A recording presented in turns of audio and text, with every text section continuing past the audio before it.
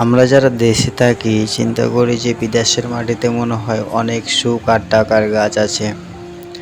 আসলে কি তাই? আসলে বাস্তবতার মুখোমুখি না হলে কোনো কিছুই বোঝা যায় না। আমরা অনেকের মুখ থেকেই শুনি প্রবাসীদের গল্প, কিন্তু কথাগুলো তেমন একটা বিশ্বাস হয় না, কেননা আমরা তো আর বাস্তবে দেখি না। আসলে বাস্তব আর কল্পনা এই দুটোর মধ্যে অনেক পার্থক্য। কল্পনা তো কল্পনার মতোই থাকে, আর বাস্তবতা বাস্তবতার মতোই চলতে থাকে।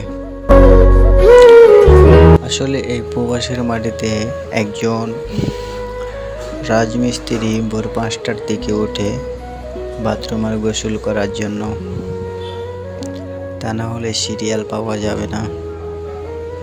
সকালে নাস্তা করার পর দুপুরের নাস্তাটাও পলাতিনে করে নিয়ে যেতে হয়।